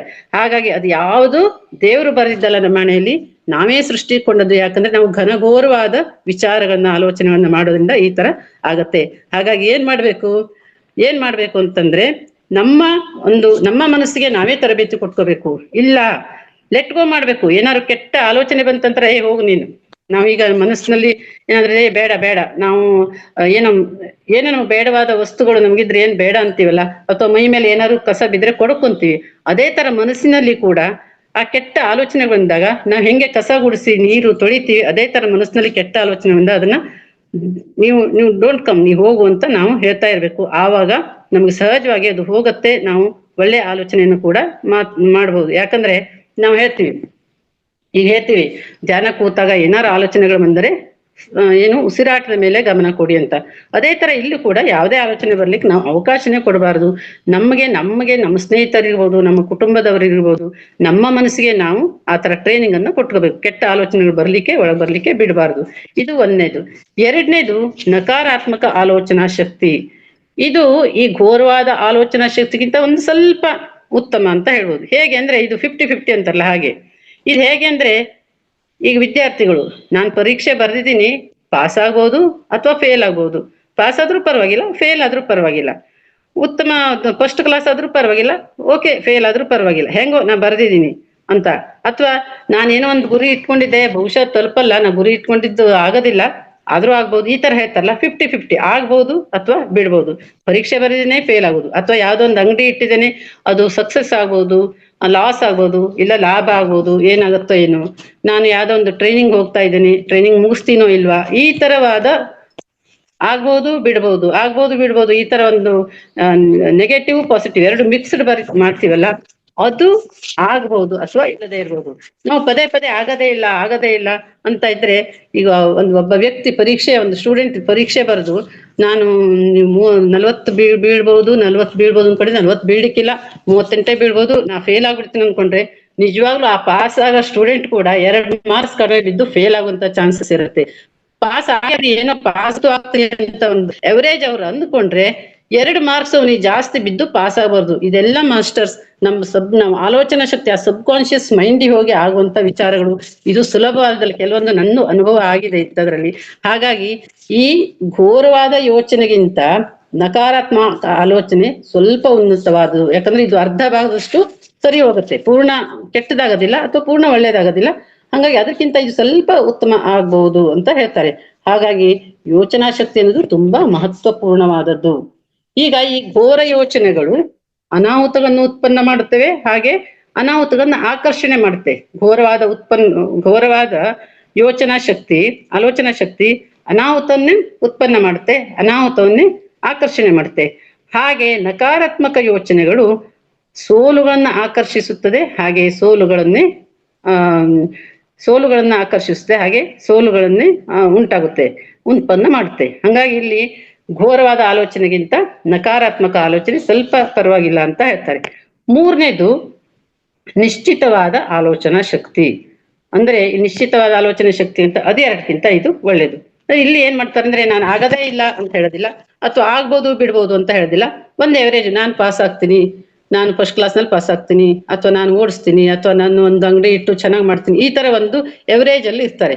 ಅಂದ್ರೆ ನಾನು ಖಂಡಿತವಾಗಿ ಉತ್ತೀರ್ಣ ಆಗುತ್ತೇನೆ ಪರೀಕ್ಷೆಯಲ್ಲಿ ಅನ್ನುವಂತ ವಿದ್ಯಾರ್ಥಿಗಳು ಹೇಳುವಂತ ಒಂದು ಮಾತು. ಅಥವಾ ನಾ ಮೊದಲನೇ ಬಾರಿ ಗಾಡಿಯನ್ನ ಓಡಿಸ್ತಾ ಇದ್ದೇನೆ, ಚೆನ್ನಾಗೇ ಓಡಿಸ್ತೇನೆ, ಯಾವುದೇ ತರ ತೊಂದರೆ ಮಾಡ್ಕೊಳ್ಳೋದಿಲ್ಲ ಅನ್ನುವಂತ ಒಂದು ವಿಚಾರವನ್ನ ಇಲ್ಲಿ ತಿಳ್ಕೊಬಹುದು. ಹಾಗಾಗಿ ಇದು ನಿಶ್ಚಿತವಾದ ಆಲೋಚನೆ ಶಕ್ತಿ ಅಂತ ಇದಕ್ಕೆ ಕರೀತಾರೆ. ಅಂದ್ರೆ ಧ್ಯಾನದಲ್ಲಿ ಕುಳಿತುಕೊಳ್ತೇನೆ, ನನಗೆ ಯಾವುದೇ ತರ ನನ್ನ ಕೆಟ್ಟ ಯೋಚನೆಗಳು ಬರುವುದಿಲ್ಲ, ನನ್ನ ಮನಸ್ಸನ್ನ ನಾನು ಹತೋಟಿಯಲ್ಲಿ ಇಟ್ಕೊಳ್ತೇನೆ. ಇಂಥ ಒಂದು ವಿಶಿಷ್ಟವಾದ ಆಲೋಚನಾ ಶಕ್ತಿ ಅಂತ ಇದಕ್ಕೆ ಉದಾಹರಣೆಗಳನ್ನ ನಾವು ಹೇಳ್ಬೋದು. ಹಾಗೆ ನಾನು ಸಂಗೀತ ಕಲಿಯುವಾಗ ಒಳ್ಳೆ ಸಂಗೀತಗಾರರಾಗ್ತೀನಿ ಅನ್ನೋದು, ಇದೇ ತರ ನಾವು ಒಂದು ಏನು ಉದಾಹರಣೆಗಳನ್ನ ಇದಕ್ಕೆ ಕೊಡ್ಬೋದು. ಹಾಗೆ ನಾನು ಪ್ರಯತ್ನಿಸುತ್ತೇನೆ, ನಾನು ಧ್ಯಾನ ಮಾಡ್ತೇನೆ, ಅದರಲ್ಲಿ ಸಾಧನೆ ಮಾಡಬಹುದು, ಇದೆಲ್ಲ ಇದಕ್ಕೆ ಒಂದು ಉದಾಹರಣೆ ಅಂತ ನಾವು ಹೇಳ್ಬೋದು. ಹಾಗೆಯೇ ನಾವು ಮನಸ್ಸಿನಲ್ಲಿ ನಿಶ್ಚಿತವಾದ ಯೋಚನೆಯನ್ನು ಇಟ್ಟುಕೊಂಡಿದ್ದರೆ ಗೆಲುವು ಖಂಡಿತವಾಗಲೂ ಸಿಗುತ್ತದೆ. ನಾವು ಮನಸ್ಸಿನಲ್ಲಿ ನಿಶ್ಚಿತವಾಗಿ ಹೀಗೆ ಆಗ್ಬೇಕು ಅನ್ನುವಂತ ಒಂದು ಗುರಿಯನ್ನ ಇಟ್ಕೊಂಡಿದ್ರೆ ಖಂಡಿತವಾಗಿ ಅದಕ್ಕೂ ಗೆಲುವು ಸಿಗತ್ತೆ. ಹಾಗೆ ಒಂದೇ ಹೆಜ್ಜೆ ಮುಂದೆ ಹೋಗಿ 2 ಹೆಜ್ಜೆ ಹಿಂದೆ ಇಡುದಿಲ್ಲ, 1 ಹೆಜ್ಜೆ ಮುಂದೆ ಹೋಗಿ ಮುಂದೆ ಮುಂದೆ ಮುಂದೆ ಹೆಜ್ಜೆಯನ್ನ ಇಡ್ತಾನೆ ಹೋಗ್ತೀವಿ. ಹಾಗಾಗಿ ನಕಾರಾತ್ಮಕ ಯೋಚನೆಯ ರೀತಿ ನಿಶ್ಚಿತವಾದ ಯೋಚನೆ ಮುನ್ನುಗ್ಗುವ ಹೆಜ್ಜೆಗಳನ್ನು ಒಳಗೊಂಡಿರುತ್ತದೆ. ಈ ನಕಾರಾತ್ಮಕ ಯೋಚನೆಯಲ್ಲೇನು 1 ಹೆಜ್ಜೆ ಮುಂದೆ 2 ಹೆಜ್ಜೆ ಹಿಂದೆ, ಆದ್ರೆ ನಿಶ್ಚಿತವಾದ ಹಾಂಗಲ್ಲ, ಹೆಜ್ಜೆಯನ್ನ ಮುಂದಿಡ್ತಾ ನಮ್ಮ ಗುರಿಯನ್ನು ತಲುಪಲಿಕ್ಕೆ ಸಾಧ್ಯ ಆಗುವಂತ ಗೆಲುವನ್ನ ನಾವು ಪಡೆಯಲಿಕ್ಕೆ ಸಾಧ್ಯ ಆಗುತ್ತದೆ. ಇನ್ನು 4ನೇದು ಅದ್ಭುತವಾದ ಆಲೋಚನಾ ಶಕ್ತಿ. ಅದ್ಭುತವಾದ ಆಲೋಚನಾ ಶಕ್ತಿ ಅಂದ್ರೆ ಏನು? ಇವ್ರು ಹೇಳ್ತಾರೆ, ಇದು ಅತ್ಯಂತ ಪ್ರಧಾನವಾದ ಆಲೋಚನಾ ಶಕ್ತಿ, ಅದೇ ಅದ್ಭುತವಾದ ಆಲೋಚನಾ ಶಕ್ತಿ. ನಮ್ಮ ಆಲೋಚನಾ ಶಕ್ತಿಯಲ್ಲಿ ಅದ್ಭುತವಾದ ಆಲೋಚನಾ ಶಕ್ತಿ ಅಂದ್ರೆ ಅತಿ ಪ್ರಧಾನವಾದದ್ದು. ಇದಿದ್ರೆ ನಾವು ಏನನ್ ಬೇಕಾದ್ರೂ ಸಾಧಿಸಬಹುದು. ಇಲ್ಲಿ ಹೇಗೆ ಅಂದ್ರೆ, ಇಲ್ಲಿ ಮೇಡಮ್ ಕೇಳ್ತಾ ಇದ್ಯಾ? ಎಸ್ ಮ್ಯಾಮ್, ಕೇಳಿಸ್ತಿದೆ ಮ್ಯಾಮ್. ಇಲ್ಲಿ ಹೇಗೆ ಅಂತಂದ್ರೆ, ಉನ್ನತ ವ್ಯಕ್ತಿಗಳನ್ನ ನಾವಿಲ್ಲಿ ಉದಾಹರಣೆ ತಗೋಬಹುದು. ಅತ್ಯುನ್ನತ ವ್ಯಕ್ತಿಗಳು, ಈಗ ಫಾರ್ ಎಕ್ಸಾಂಪಲ್ ಗೌತಮ ಬುದ್ಧರು, ನಮ್ಮ ಪತ್ರಿಜಿ ಗುರುಗಳು, ಹಾಗೆ ಯೇಸು ಕ್ರಿಸ್ತರು, ವಿವೇಕಾನಂದರು, ಪರಮಹಂಸರು, ಇನ್ನು ಎಷ್ಟೆಷ್ಟೆಲ್ಲ ಅದ್ಭುತ ವ್ಯಕ್ತಿಗಳನ್ನ ಇಲ್ಲಿ ಉದಾಹರಣೆ ತಗೋಬಹುದು. ಯಾಕೆಂದ್ರೆ ಅವ್ರು ಏನ್ ಅನ್ಕೊಂಡಿದ್ದಾರೆ ಅದನ್ನ ಸಾಧನೆ ಮಾಡಿದ್ದಾರೆ. ಇಲ್ಲಿ ಅದ್ಭುತವಾದ ಆಲೋಚನೆ ಶಕ್ತಿಯಲ್ಲಿ ನಾವೊಂದು ಉದಾಹರಣೆ ಹೇಳ್ಬೇಕಂದ್ರೆ, ನಾವು ಧ್ಯಾನವನ್ನು ಮಾಡುವಾಗ 3ನೇ ಕಣ್ಣನ್ನು ತೆರೆಯುತ್ತೇನೆ. ನಾನು 3ನೇ ಕಣ್ಣು ತೆರಲಿಕ್ಕೆ ನನಗೆ ಪ್ರಕೃತಿ ಸಹಾಯ ಮಾಡುತ್ತದೆ, ಯಾಕೆಂದ್ರೆ ನಾನು ತುಂಬಾ ಆಳವಾಗಿ ಧ್ಯಾನದಲ್ಲಿ ಇರ್ತೇನೆ. ಈ ತರ ನಾವು ಮನಸ್ಸಿನಲ್ಲಿ ಅಂದುಕೊಳ್ಳೋದು ಅದ್ಭುತವಾದ ಆಲೋಚನೆ ಶಕ್ತಿ. ಇಲ್ಲಾಂದ್ರೆ ನಾನು ಧ್ಯಾನ ಮಾಡ್ತಿಂದ್ರಿ, ಆದ್ರೆ ನನಗೆ ನಂಗೆ ಏನೇನೋ ಯೋಚನೆಗಳು ಬರ್ತವೆ, ನನಗೆ ಕುತ್ಕೊಳ್ಳಿಕ್ಕೆ ಆಗೋದಿಲ್ಲ, ನನಗೆ ಹಾಗಾಗತ್ತೆ ಹೀಗಾಗತ್ತೆ ಅಂತಾರಲ್ಲ, ಅದು ಅಂದ್ಕೊಂಡು ನಿಜವಾಗ್ಲೂ ಆಗೋದಿಲ್ಲ. ಅದ್ಭುತವಾಗಿ ನಾವು ಹೌದು ನನ್ ಪ್ರಕೃತಿ ಸಹಾಯ ಮಾಡ್ತೇನೆ, ನಾನು ಖಂಡಿತವಾಗ್ಲೂ ಆಳವಾಗಿ ಧ್ಯಾನದಲ್ಲಿ ಕುಳಿತುಕೊಳ್ತೇನೆ ಅಂದ್ರೆ 3ನೇ ಕಣ್ಣು ತೆರೆಯುತ್ತದೆ, ನಾನು ತೆರೆಸ್ತೇನೆ ಅಂತಂದ್ರೆ ಖಂಡಿತವಾಗ್ಲೂ ಅದು ಹಾಗೆ ಆಗತ್ತೆ ಅನ್ನುವಂತ ಮಾತನ್ನ ಹೇಳ್ತಾರೆ. ಇದೇ ಅದ್ಭುತವಾದ ಆಲೋಚನೆ ಶಕ್ತಿ. ಅಂದ್ರೆ ಇಲ್ಲಿ ನಾವು ಒಂದು ಉದಾಹರಣೆ ಹೇಳ್ಬೇಕಂದ್ರೆ, ಈಗ ಅವಾಗಿಂದ ಹೇಳ್ತಾ ಇದ್ದೀನಿ, ನಾನು ಕಾರನ್ನು ಓಡಿಸ್ತೇನೆ, ಬಿಡ್ತೀನಿ ಏನಂತ ಅಲ್ಲಿ ಹೇಳ್ತೀವಿ. ಆದ್ರೆ ಇಲ್ಲಿ ಇಲ್ಲ, ನಾನು ಒಂದು 15 ನಿಮಿಷದೊಳಗೆ ನನ್ನ ಕಾರನ್ನು ಸ್ಕೂಟಿಯನ್ನು ಒಂದು ರೌಂಡ್ ಹಾಕೊಂಡು ಬರ್ತೀವಿ ಸಿಟಿಲೆಲ್ಲ ಅಂತ ಒಂದು ಮಾತಾಡಬಹುದು. ಅಥವಾ ನಾನು ಒಂದು ಅಂಗಡಿ ಇಡ್ತೇನೆ, ಅದರಲ್ಲಿ ಖಂಡಿತವಾಗ್ಲಿ 100ಕ್ಕೆ 100 ಯಶಸ್ಸು ತಗೊಂತೀನಿ. ಹಾಗೆ ತುಂಬಾ ಜನರಿಗೆ ನಾನು ಅದರಲ್ಲಿ ಕೆಲಸವನ್ನು ಕೊಡ್ತೇನೆ, ದೊಡ್ಡ ಫ್ಯಾಕ್ಟ್ರಿ ಮಾಡ್ತೀನಿ. ಹೀಗೆಲ್ಲ ಅದ್ಭುತವಾದ ಆಲೋಚನೆಗಳನ್ನ ಇಟ್ಟುಕೊಂಡ್ರೆ ನಿಜವಾಗ್ಲೂ ಅದು ಹಾಗೆ ಆಗತ್ತೆ. ಹಾಗೆ ಯಾಕೆ ಅಂತಂದ್ರೆ, ಇದು ಸುಮ್ಮನೆ ಹೇಳ್ಬಿಟ್ಟಾಗಿಲ್ಲ, ನಮಗೆ ಅಪಾರವಾದ ಆತ್ಮವಿಶ್ವಾಸದಿಂದ ಇರಬೇಕು. ಅಪಾರವಾದ ಆತ್ಮವಿಶ್ವಾಸ ಇದ್ರೆ ಮಾತ್ರ ಈ ಅದ್ಭುತವಾದ ಸೃಷ್ಟಿ ಆಗುತ್ತದೆ. ಒಂದು ಅದ್ಭುತವಾದ ಆಲೋಚನೆ ಅಂದ್ರೆ, ನಾವು ಅದ್ಭುತವಾದ ಆಲೋಚನೆ ಅಂತಂದ್ರೆ ನಾವು ಆತ್ಮವಿಶ್ವಾಸ ಕೂಡ ನಮ್ಗೆ ಅಷ್ಟೇ ಇರ್ಬೇಕು, ಆವಾಗ ಅದು ಅದ್ಭುತವಾಗಿ ಸೃಷ್ಟಿ ಆಗುತ್ತದೆ. ಅದೇ ಅದ್ಭುತವಾದ ಆಲೋಚನೆ. ಹಾಗೆ ಯೇಸು ಕ್ರಿಸ್ತರು ಹೇಳ್ತಾರೆ, ನಾನು ಏನನ್ನು ಸಾಧಿಸಿದ್ದೇನೆ, ನೀವು ಕೂಡ ಇನ್ನು ಹೆಚ್ಚಿನ ಪ್ರಮಾಣದಲ್ಲಿ ಸಾಧಿಸಬಹುದು. ಯಾಕೆಂದ್ರೆ ವಿಶ್ವದಲ್ಲಿರುವ ಉತ್ತಮ ಬೋಧಕರೆಲ್ಲರೂ ನಿಶ್ಚಲವಾದ ಯೋಚನೆಗಿಂತ ಇನ್ನೂ ಮುಂದೆ ಹೋಗಿದ್ದಾರೆ. ಅವರೆಲ್ಲರೂ ಅದ್ಭುತ ಯೋಚನೆಯ ಬೋಧಕರು. ಅವರು ಹೆಚ್ಚು ಯೋಚನೆ ಮಾಡ್ತಾರೆ, ಹೆಚ್ಚು ಅದ್ಭುತವಾದ ಯೋಚನೆಗಳಿಂದ ಅವರು ಮುಂದೆ ಹೋಗಿದ್ದಾರೆ. ನಮ್ಮ ಹಿಂದೂ ಧರ್ಮದ ಪುರಾಣವನ್ನು ಮೆಲುಕು ಹಾಕಿದ್ದಾರೆ. ನಾವು ಗುರುಗಳು ಹೇಳ್ತಾರೆ, ನಮ್ಮ ಹಿಂದೂ ಧರ್ಮದ ಪುರಾಣವನ್ನು ನಾವು ಹೇಳ್ತೀವಿ. ಈಗ ಅಯ್ಯೋ ಹಿಂದಿನ ಜನರು ಏನ್ರಿ 100 ವರ್ಷ ಬದುಕ್ತಿದ್ರು, ನಾವೀಗ 50-60 ವರ್ಷಕ್ಕೆ, ನಮ್ಗೆ 60 ವರ್ಷಕ್ಕೆ ಸುಸ್ತಾಗ್ಬಿಟ್ಟಿದೆ, ನಾವು 70 ವರ್ಷ ಇದ್ರೆ ಸಾಕು, ಈ ತರ ಎಲ್ಲ ಯೋಚನೆ ಮಾಡ್ತೀವಿ. ಹಿಂದಿನ ಜನರು ಯಾಕೆ ಹಂಗಿದ್ರು, ಅವರ ಜೀವನ ಶೈಲಿ ಹಂಗಿತ್ತು, ಅವರ ಆಹಾರ ವಿಹಾರ, ಅವರ ಕೆಲಸಗಳು ಹೆಂಗಿದ್ವು, ಎಷ್ಟು ಪರಿಶ್ರಮ ಪಡ್ತಿದ್ರು, ಅದನ್ನೆಲ್ಲ ಆಲೋಚನೆ ಮಾಡಿದ್ರೆ ಆ ಒಂದು ಯುಗಕ್ಕೂ ಈ ನಾವು ಇರುವಂತ ಜೀವನ ಶೈಲಿಗೂ ಅಜಗಜಾಂತರ ಹೆಚ್ಚು ಕಡಿಮೆ ಇದೆ. ಯಾಕಂದ್ರೆ ಅಲ್ಲಿ ಯಾವಾಗೆಲ್ಲ ಶ್ರಮ ಪಡ್ಬೇಕಿತ್ತು, ಎಲ್ಲ ಕೈಯಲ್ಲಿ ಮಾಡ್ಬೇಕಿತ್ತು. ಇವಾಗೇನು ಮಾತೆತ್ರೆ ಮಿಕ್ಸಿ, ಮಾತೆತ್ರೆ ಗ್ರೈಂಡ್ರು, ಮಾತೆತ್ರೆ ಫ್ರಿಜ್ಜು, ಎಲ್ಲದಕ್ಕೂ ನಾವು ಯಾಂತ್ರಿಕವಾಗಿ ಜೀವನ ಮಾಡ್ತಾ ಇದ್ವಿ. ಹಾಗಾಗಿ ಅವರು ಹೇಳ್ತಾರೆ, ನಾವು ಎಷ್ಟೋ ಜನರು ನಾವು ಸಾಯುವುದೇ ಇಲ್ಲವೆಂದು ನಿರ್ಧರಿಸಿರುವವರನ್ನು ಕಾಣಬಹುದು. ಹಿಂದೂ ಪುರಾಣದ ಪ್ರಕಾರ ಎಷ್ಟೋ ಜನರು ನಾವು ಸಾಯುವುದೇ ಇಲ್ಲವೆಂದು ನಿರ್ಧರಿಸಿರುವವರನ್ನು ಕಾಣಬಹುದು. ಅವರು ಅಂದುಕೊಂಡ ಹಾಗೆ ಸಾಧಿಸುತ್ತಿದ್ದರು, ಹಾಗೆ ಅವರು ದೈಹಿಕ ಅಮರತ್ವವನ್ನು ಕೂಡ ಸಾಧಿಸಿದರು. ನೋಡಿ, ಅವರು ಎಷ್ಟೊಂದು ಅವರ ಆಲೋಚನೆ ಶಕ್ತಿಯಿಂದ ಏನೇನೆಲ್ಲ ಅವರು ಯೋಚನೆ ಮಾಡಿ ಅವರು ಏನೇನು ಸಾಧನೆ ಮಾಡಿದ್ದಾರೆ ಅನ್ನೋದು ನಾವಿಲ್ಲಿ ಯೋಚನೆ ಮಾಡ್ಬೋದು. ಮನುಷ್ಯನ ದೇಹ 50 ಅಥವಾ 60 ಅಥವಾ 70 ವರ್ಷಗಳ ಕಾಲ ಮಾತ್ರ ಬದುಕಬಹುದು. ಇದನ್ನು ನಿಮಗೆ ಯಾರು ಹೇಳಿದರು ಅಂತ ಗುರುಗಳು ಕೇಳ್ತಾರೆ. ನಿಮಗೆ ನೀವೇ ಹೇಳಿಕೊಳ್ಳುತ್ತಿದ್ದೀರಾ? ನಾವ್ ಹೇಳ್ತೀವಿ ನಾವು 50 ವರ್ಷನೇ ಬದುಕದು, ನಾನು 70 ವರ್ಷ ಬದುಕ್ರೆ ಜಾಸ್ತಿ ಅಂತ ಹೇಳ್ತೀವಲ್ಲ, ಆಗ ನಾವು ಹೆಂಗ್ ಅನ್ಕೊಂತೀವೋ ಹಂಗೆ ಆಗ್ತದೆ. ನಿಮ್ಮನ್ನು ಸಮೂಹಿತಗೊಳಿಸಿದಿರಿ. ನಾವು ಅನ್ಕೊಂಡು ನಮ್ಮನ್ನೇ ನಾವು ಸಮೂಹಿತಗೊಳಿಸಿಕೊಂಡಿದ್ದೀವಿ. 70 ವರ್ಷಗಳು ಮನುಷ್ಯ ಜೀವಿಸಲು ಸಾಧ್ಯವಿರುವ ಸರಾಸರಿ ಜೀವನ ಕಾಲ ಎಂದು ಇಡೀ ವಿಶ್ವ ನಿಮ್ಮ ಯೋಜನೆಯಲ್ಲಿ ಸಮೂಹನಗೊಳಿಸಿದೆ. ನಾವು ಅಂದ್ಕೊಂಡು ನಾವು 70 ವರ್ಷ, ನಾವು 60 ವರ್ಷದಕ್ಕಿಂತ ಜಾಸ್ತಿ ಬದುಕದೇ ಇಲ್ಲ ಅನ್ನುವಂತ ಒಂದು ಮಾತನ್ನ ನಾವು ಅದಕ್ಕೆ ಮನಸ್ಸನ್ನ ಅದಕ್ಕೆ ಅಡಿಕ್ಟ್ ಮಾಡ್ಬಿಡ್ತೀವಿ. ಹಾಗೆ ಈ ಮಾನವ ಜನಾಂಗವೂ ಅಷ್ಟೇ, ಯಾವ್ದು ಕೆಟ್ಟದೋ ಆ ಒಂದು ನಂಬಿಕೆಯನ್ನೇ ನಂಬ್ತದೆ, ಆ ಯೋಚನೆಯನ್ನೇ ನಂಬುತ್ತದೆ ಅನ್ನುವಂತ ಮಾತನ್ನು ಕೂಡ ಹೇಳ್ತಾರೆ. ಈಗ ಸರ್ ಒಂದ್ ಕಡೆ ಹೇಳ್ತಾರೆ, ಸಾವಿನ ಯೋಚನೆಗಳನ್ನು ಎಂದಿಗೂ ನಿಮ್ಮ ಮನಸ್ಸಿನಲ್ಲಿ ಬರಲು ಬಿಡಬೇಡಿ. ಯಾವುದೇ ಕಾರಣಕ್ಕೂ ಸಾವಿನ ಯೋಚನೆಗಳು ನಿಮ್ಮ ಮನಸ್ಸಿನಲ್ಲಿ ಬರಬಾರದು.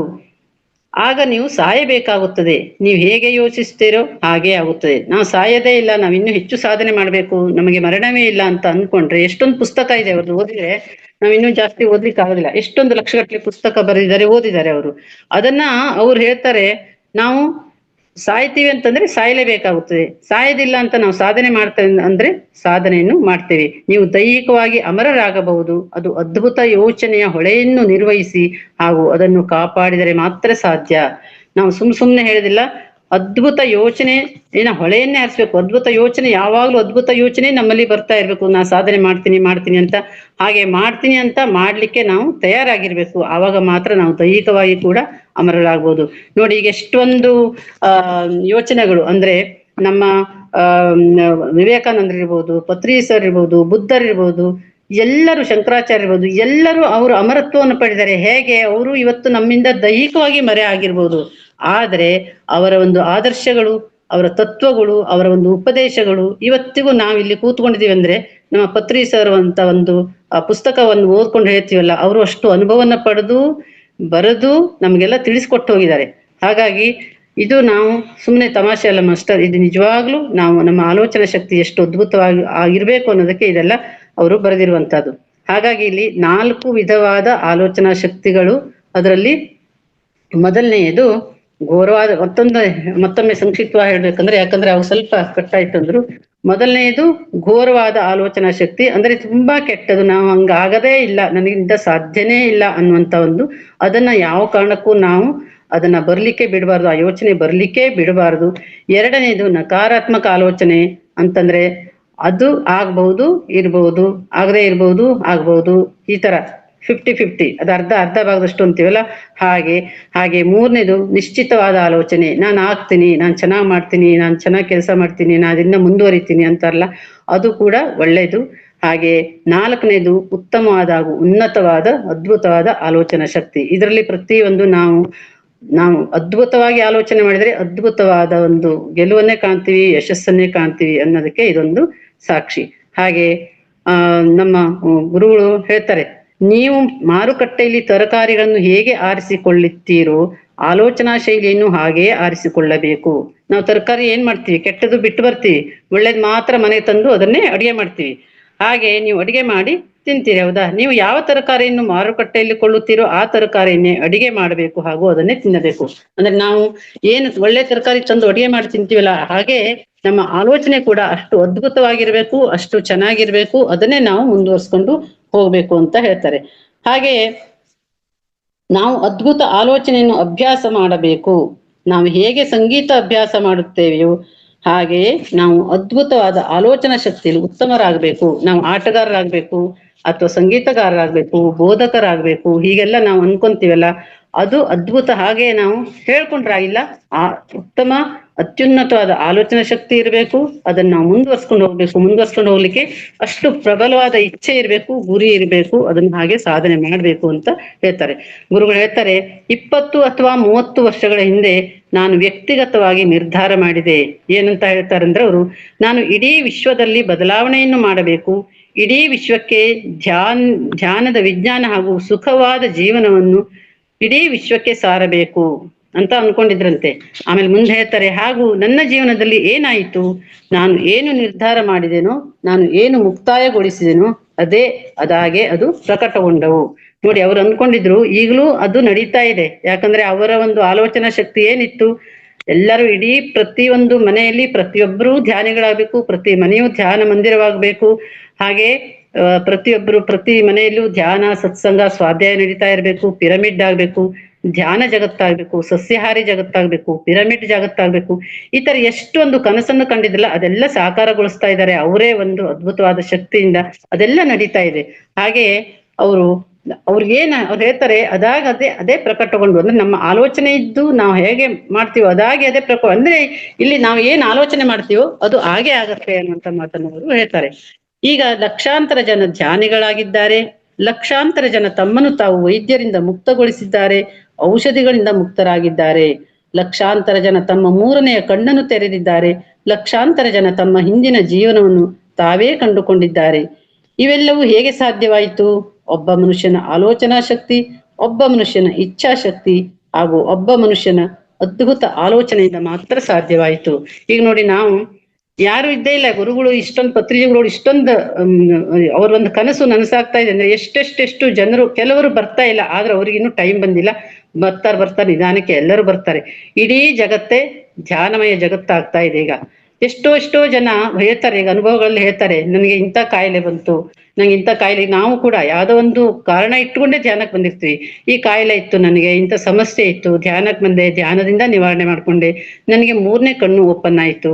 ಹಾಗೆ ನಾವು ಈಗ ವೈದ್ಯರ ಹತ್ರ ಯಾವುದೇ ಟ್ಯಾಬ್ಲೆಟ್ ತಗೊಳ್ಳೋದಿಲ್ಲ, ತಗೊಂಡ್ರು ಸಂಪೂರ್ಣವಾಗಿ ಬಿಟ್ಟಿದ್ದೀನಿ ಈಗ ಅನ್ನುವಂತ ಮಾತನ್ನ ಅವರ ಅನುಭವಗಳಿಂದ, ಎಷ್ಟೋ ಜನರ ಅನುಭವಗಳು ಇದು ಆಗಿದೆ. ಹಾಗೆ ಎಷ್ಟೊಂದು ನಮ್ಮ ಹಿರಿಯ ಪಿರಮಿಡ್ ಮಾಸ್ಟರ್ಸ್ ಎಲ್ಲ ತಮ್ಮ ಜೀವನದ ಹಿಂದಿನ ಜನ್ಮದ ಜೀವನ ಏನಿದೆ ಅನ್ನೋದನ್ನ ಅವರು ಹಿಂದಿನ ಜನ್ಮವನ್ನ ಕಂಡುಕೊಂಡಿದ್ದಾರೆ. ಅದು ಒಂದು ಧ್ಯಾನದ ಮೂಲಕ ಎಷ್ಟೋ ಜನರು ಅವರ ಅನುಭವವನ್ನ ಪಡ್ಕೊಂಡು ಈ ಒಂದು ಯುಗದಲ್ಲಿ ಅವರು ತುಂಬಾ ಸಾಧನೆಯನ್ನು ಮಾಡ್ತಾ ಇದ್ದಾರೆ. ಎಷ್ಟೋ ಜನ ಪುಸ್ತಕಗಳನ್ನು ಬರಿತಾ ಇದ್ದಾರೆ, ಎಷ್ಟೋ ಜನ ಒಂದು ಟ್ರಾನ್ಸ್ಲೇಟ್ ಮಾಡ್ತಾ ಇದ್ದಾರೆ. ಎಷ್ಟೆಷ್ಟು ಪಿರಮಿಡ್ ಮಾಸ್ಟರ್ಸ್ ಅದ್ಭುತವಾದ ಕೆಲಸಗಳನ್ನ ಮಾಡ್ತಾ ಇದ್ದಾರೆ. ಅವರಿಗೆಲ್ಲರಿಗೂ ಒಂದು ಹ್ಯಾಟ್ಸಪ್ ಹೇಳ್ಬೇಕು ಅನ್ಸುತ್ತೆ ನನಗೆ. ಇವೆಲ್ಲವೂ ಒಬ್ಬ ಮನುಷ್ಯನ, ಯಾಕೆ ಅಂತಂದ್ರೆ ಇದು ಒಬ್ಬ ಮನುಷ್ಯನ ಆಲೋಚನಾ ಶಕ್ತಿಯಿಂದ, ಇಚ್ಛಾಶಕ್ತಿಯಿಂದ, ಅದ್ಭುತವಾದ ಆಲೋಚನೆಯಿಂದ ಅನ್ನುವಂತ ಮಾತನ್ನ ಹೇಳ್ತಾರೆ. ಹಾಗಾಗಿ ಬಾಹ್ಯ ದೇವರು ಯಾವುದೂ ಇಲ್ಲ, ನಮ್ಮ ಆಲೋಚನಾ ಶಕ್ತಿಯ ಸಾಮರ್ಥ್ಯವೇ ಭಗವಂತನ ಶಕ್ತಿ. ನಾವು ಆ ದೇವರು ಈ ದೇವ್ರು ನಾವು ಮಾಡಿದ್ರು, ನಾನು ಅವ್ರ ಪೂಜೆ ಮಾಡ್ತಿದ್ದೀನಿ, ಆ ದೇವ್ರನ್ನು ಪೂಜೆ ಮಾಡೋದಿಲ್ಲ, ನನ್ಗೆ ಹಿಂಗಾಯ್ತು ಹಂಗಾಯ್ತು ಅಂತಾರಲ್ಲ, ಅದ್ ಯಾವ್ದು ಅಲ್ಲ. ಯಾಕೆಂದ್ರೆ ಎಲ್ಲವನ್ನೂ ನಾವೇ ಆಲೋಚನಾ ಶಕ್ತಿಯಿಂದಲೇ ಇದೆಲ್ಲ ಪಡೆದುಕೊಂಡಿದ್ದು.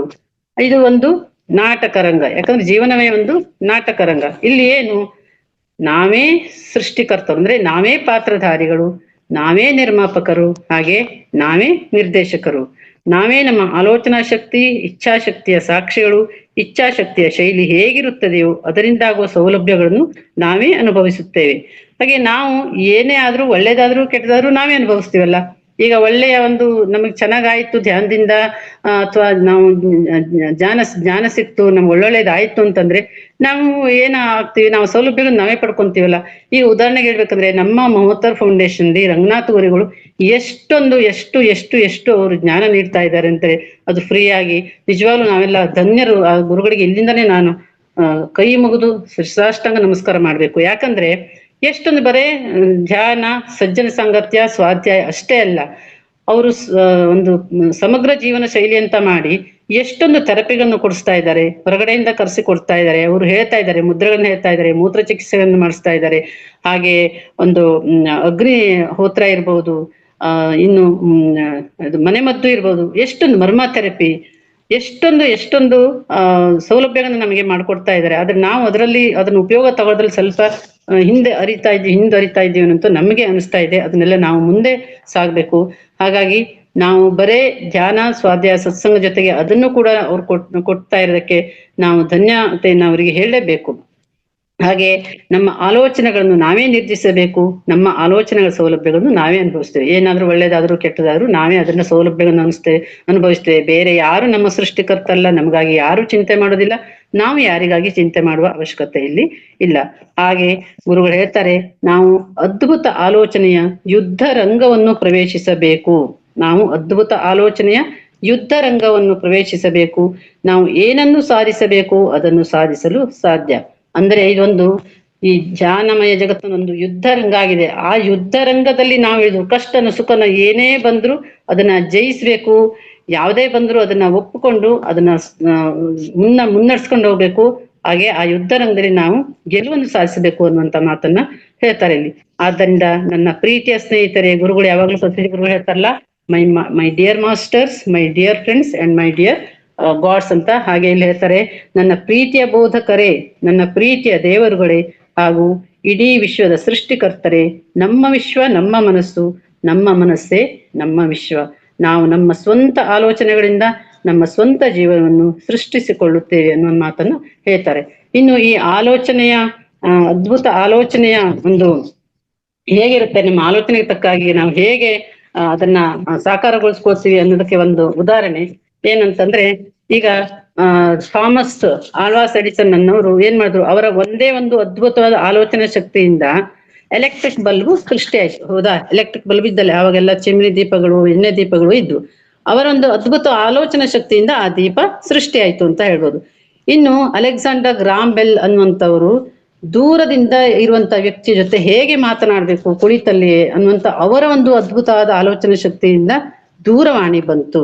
ಹಾಗಾಗಿ ನಮ್ಮ ಆಲೋಚನಾ ಶಕ್ತಿ ಹೇಗಿರುತ್ತೆ ಹಾಗೆ ಅಂತ ನಾವು ಹೇಳ್ಬೋದು. ಇನ್ನು ನಮ್ಮ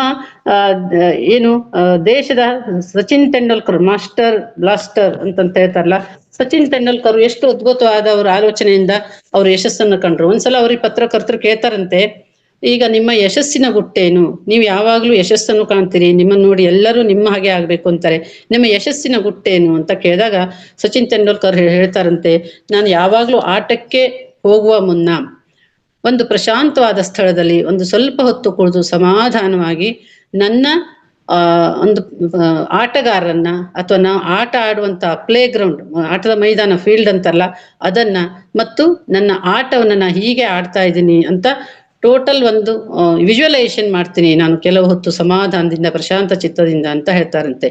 ಹಾಗಾಗಿ ಅವರು ಗೆಲುವನ್ನು ಸಾಧಿಸ್ಲಿಕ್ಕೆ ಸಾಧ್ಯ ಆಯ್ತು ಅನ್ನುವಂತ ಒಂದು ಮಾತು ಕೂಡ ಇಲ್ಲಿ ನಾವು ನೆನ್ಪು ಮಾಡ್ಕೊಳ್ಬಹುದು. ಹಾಗೆ ಮಾಸ್ಟರ್ಸ್, ಇನ್ನು ನನ್ನದು ಮೇಡಮ್ 2 ನಿಮಿಷ ಹೇಳ್ಬೋದಾ? Yes ma'am, yes ma'am. 5 ನಿಮಿಷ ಟೈಮ್ ತಗೋಬಹುದಾ? ಓಕೆ ಮ್ಯಾಮ್, ಕಂಟಿನ್ಯೂ ಮಾಡಿ ಮ್ಯಾಮ್. ಅದು ಏನಿಲ್ಲ, ಮುಗಿದಿದೆ. ನನ್ನ ಒಂದು ಆಲೋಚನೆ ಶಕ್ತಿಯಿಂದ ಏನಾಗಿದೆ ಅನ್ನೋದು ನನ್ನ ಒಂದು ಅನುಭವನ್ನ ಹೇಳಿಕೆಯಲ್ಲಿ. ಖಂಡಿತ ಮಾಸ್ಟರ್ಸ್, ಇಲ್ಲಿಗೆ ಈ ಟಾಪಿಕ್ ಮುಗೀತು. ನನ್ನ ಒಂದು ಅನುಭವವನ್ನ ನಾನು ಏನ್ ಅನ್ಕೊಂಡಿದ್ದೆ ಅದು ಆಗಿದ್ದಕ್ಕೆ ನಾನು ಹೇಳಿ ಪೂರ್ಣಗೊಳಿಸ್ತೇನೆ. ನಾನು ಅಂದ್ರೆ ಈಗಲ್ಲ, ನಾನು ಈ ಧ್ಯಾನಕ್ಕೆ ಈಗ 2-3 ವರ್ಷದಿಂದ ಬರ್ತಾ ಇದ್ದೀನಿಲ್ಲ. ಅದಕ್ಕೂ ಮೊದಲು ಚಿಕ್ಕವಳಿದ್ದಾಗ, ನನ್ಗೆ ಅವಾಗ 7th ಮುಗಿದಾಗ 13 ವರ್ಷ ಅವಾಗ ಏನಾಯ್ತು ಅಂತಂದ್ರೆ, ನಮ್ದು ತುಂಬಾ ಹಳ್ಳಿ, ತುಂಬಾ ಅಂದ್ರೆ ತೀರಾ ಹಳ್ಳಿ. ಅಲ್ಲೊಂದು ಬಸ್ ಸೌಕರ್ಯ ಏನೂ ಇಲ್ಲ. 8ನೇ ಕ್ಲಾಸಿಗೆ ಹೋಗ್ಲಿಕ್ಕೆ ನಮಗೆ ಏನೂ ವ್ಯವಸ್ಥೆನೇ ಇಲ್ಲ. ಕೆಲವರು ಅಲ್ಲಿ ಇಲ್ಲಿ ಅವರ ಅಜ್ಜಿ ಮನೆಯಲ್ಲೋ ಅವ್ರ ಅಕ್ಕನ ಮನೆಯಲ್ಲೋ ಹತ್ತತ್ರ ಇರುವಂತ ಸ್ಕೂಲಿಗೆ ಹೋಗ್ತಿದ್ರು. ಅಂದ್ರೆ 5-6 ಕಿಲೋಮೀಟರ್ ನಡ್ಕೊಂಡು ಹೋಗ್ಬೇಕಿತ್ತು. ಯಾವುದೇ ಬಸ್ ಸೌಕರ್ಯ ಇಲ್ಲ. ಆವಾಗ ಗಾಡಿಗಳು, ಬೈಕು, ಕಾರು ಏನೂ ಇರ್ಲಿಲ್ಲ. ನಮಗೆ ಹೆಣ್ಮಕ್ಳಿಗೆ ಹಂಗೆ ಬಿಡೋದಿಲ್ಲ. ಇನ್ನೊಬ್ರು ಚಿಕ್ಕಪ್ಪನ ಮಗಳಿದ್ಲು, ಅವ್ರ ಮನೇಲೂ ಬೇಡ ಅಂತಾರೆ. ನಮಗೂ ಹೀಗಾಗಿ ನಾವು ಹೋಗೇ ಇಲ್ಲ. ನಮ್ಮ ಮನಸ್ಸಿನಲ್ಲಿ ಏನ್ ಉಳಿದಿತ್ತು, ನಾವ್ ಹಿಂಗಾರು ಮಾಡಿ ಓದ್ಬೇಕಲ್ಲ, ನನಗೆ ಬಹಳ ಇಷ್ಟ ಓದೋದು ಅಂದ್ರೆ, ಯಾಕೆ ನನಗೆ ಹಿಂಗಾಯ್ತು ಅಂತ ನಾನು ಅಂದ್ಕೊಂಡಿರೋ. ನಮ್ಮ ತಂದೆಯವರು, ಅವರು ಧ್ಯಾನ ಮಾಡೋರು, ಹಂಗೆ ಜ್ಯೋತಿಷ್ಯ ಆಗ್ತಿದ್ರು. ಅವ್ರು ಏನಂದ್ರು, ನೀ ಬೇಜಾರ್ ಮಾಡ್ಕೋಬೇಡ, ನಿನಗೆ ಏನೋ ವಿದ್ಯೆ ಕಟ್ಟಾಗಿದೆ, ಆದ್ರೆ ಹಾಗೆ ಆಗ್ತದೆ, ಆದ್ರೆ ನೀ ಮನಸ್ಸಿನಲ್ಲಿ ಆಗಲ್ಲ ಅನ್ಕೋಬೇಡ. ನೀ ಯಾವಾಗ್ಲೂ ನಾನು ಓದಿದ್ದೀನಿ, ಹೈಸ್ಕೂಲಿಗೆ ಹೋಗಿದ್ದೀನಿ ಅಂತ ಅನ್ಕೊ, ನೀ ಖಂಡಿತವಾಗ್ಲೂ ಹೋಗ್ತೀವಿ, ಆದ್ರೂ ಸ್ವಲ್ಪ ತಡ ಆಗ್ತದೆ ಅಂತಂದ್ರು. ನಾನು ಹೌದಾ ನಮ್ಮ ತಂದೆಯವರು ಅಂತ ನಾ ಬೆಳಿಗ್ಗೆ ಎದ್ದು ಕೈಕಾಲು ತೊಳೆದು ಮುಖ ತೊಳೆಯುವಾಗ ನಾನು ಹೈಸ್ಕೂಲಿಗೆ ಹೋಗಿನಿ ಹೈಸ್ಕೂಲಿಗೆ ಈ ತರ ಅನ್ಕೋತಿದ್ದೆ. ನನಗೆ ಏನು ಗೊತ್ತಿಲ್ಲ, ನಮ್ಮ ತಂದೆಯವರು ಏನ್ ಹೇಳಿದ್ರೆ ಅದನ್ನ ಹೇಳ್ತಿದ್ದೆ. ಅದಾಗಿ ಒಂದು 4 ವರ್ಷ ಅಷ್ಟೇ, 4 ವರ್ಷ ನಮ್ಮ ಮನೇಲೇ ಇದ್ದೆ, ನಮ್ಮ ತಾಯಿಯವ್ರ ಜೊತೆಗೆ ಹೆಲ್ಪ್ ಮಾಡ್ಕೊಂಡು ಅಡಿಗೆ ಕೆಲಸ ಅಂದ್ರೆ ಅವ್ರಿಗೆ ಹೆಲ್ಪ್ ಮಾಡ್ಕೊಂಡಿದ್ದೆ. ಒಟ್ಟು ಕುಟುಂಬ, ಯಾರು ನಮ್ಮನ್ನ ಏನು ಕೇರ್ ಮಾಡ್ತಿರ್ಲಿಲ್ಲ, ಆರ್ಥಿಕವಾಗಿ ಬಡತನ. ಹಾಗಾಗಿ ನಮ್ಗೆ ಆಮೇಲೆ ಏನಾಯ್ತು, ನಮ್ಮ ಅಣ್ಣಂಗ್ ಜಾಬ್ ಸಿಕ್ತು, ಸಣ್ಣ ಒಂದು ಅವರು MA ಮುಗಿಸಿ ಸಣ್ಣ ಜಾಬ್ ಸಿಕ್ತು. ಅದರಲ್ಲೇ ಅವ್ರು ಏನ್ ಮಾಡಿದ್ರು, ನಿಂಗೆ ಓದ್ಲಿಕ್ಕೆ ಇಷ್ಟ ಇದೆಯಲ್ಲ ಬಾ ಅಂತ ಅವ್ರು ನನ್ನನ್ನು ಮತ್ತೆ ನಮ್ಮ ತಮ್ಮ 7th ಮುಗಿದಿತ್ತು ಇಬ್ರನ್ನು ಕರ್ಕೊಂಡು ಹೋಗಿ ಓದಿಸಿದ್ರು ಅವ್ರು ಇರೋ ಕಡೆನೆ. ಆವಾಗ ನಾವು ಅಡಿಗೆ ಮಾಡ್ಕೊಂಡು ಓದಿಸ್ಲಿಕ್ಕೂ ಆಯ್ತು. ಅದು ಅಲ್ಲಿಗೆ ಹಂತ ಇತ್ತು. ನಾನು SSLC 18 years ಆಗ್ಬೇಕಿತ್ತು. SSLC ಮುಗಿಸಿ ನಾನು ಮುಂದೆ PUC ಮುಗಿಸಿ ಅಲ್ಲೇ ಒಂದೇ ವರ್ಷಕ್ಕೆ SSLC ಪ್ರೈವೇಟ್ ಆಗಿ ಮಾಡಿ PUC ಮುಗಿಸಿ ಆಮೇಲೆ ಜಾಬ್ ಟೀಚರ್ ಆಗ್ಬೇಕ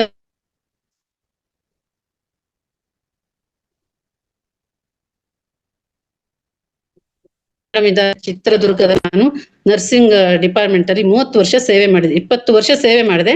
ಆಮೇಲೆ ನಂಗೆ ಟೀಚರ್ ಆಗ್ಬೇಕನ್ನೋ ಆಸೆ ಇತ್ತಲ್ಲ, ನೋಡಿ ಹೆಂಗಿದೆ ಅಂತ. ನಾ ಅದೊಂದು ಆಸೆ ಕೈಗೊಂಡಿಲ್ಲ ಅನ್ಕೊಂಡ್ರೆ ಅಲ್ಲಿ ನರ್ಸಿಂಗ್ ಸ್ಕೂಲ್ ಓಪನ್ ಆಯ್ತು.